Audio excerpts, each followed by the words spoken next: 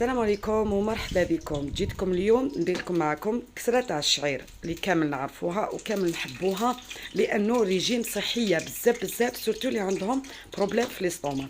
دونك كيما راكم تشوفوا عندنا 2 كيلات تاع سميد الشعير، وعندنا كيلة تاع سميد الرطب، عندنا كيلة فرينه، شويه سانوج، خميره تاع الحلوى نص باكي، الملح حسب الرغبه، اللي حبت دير حب حلاوه، اللي حبت دير اي اعشاب عطريه ديرهم.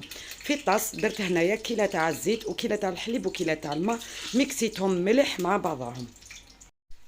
نبداو بسم الله، نخلطوا كل المكونات مع بعضهم نواشف بيان سور، ونبداو نضيفوا في الكميه اللي عندنا تاع الخليط تاع الحليب والماء والزيت، نخلطوهم ونزيدوهم تدريجيا حتى نتحصلوا على عجينه طريه تحسيها تتلاصق. خليها 10 دقائق قسم تسخني الطاجين تاعك، عاودي ولي ليها وتقرصيها. خبيزات، انا هذه كميه دارت لي 4 خبزات كما راكم تشوفوا. نغطيها بالطاشونه ونفتح بالوحده. دونك تحبي تستعيني بالحلال ولا تحبي تحليها باليد كما حبيتي، لانه راح تكون طريه بزاف وتساعدك في الخدمه.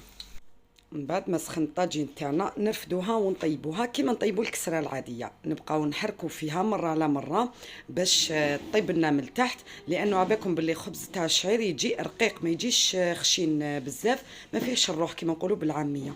عاوني روحك بالطرشونه، واللي عندها الحطبه هذيك اللي طيبوا بها تساعدك خير. دونك كيما راكم تشوفوا طيبتو على 2 جوايه حتى ياخذ لك التحميره هذيك الشويبه العزيزه. كاين اللي حاب يدير له مغرفه تاع السكر على الداخل، وانا نستغنى عليها. ها لكم النتيجه، هي طابت الخبز تاعنا ما شاء الله، مع البينه في هذا الصيف. بصحه والراحه، نتلاقاو فيديو واحد اخر ان شاء الله.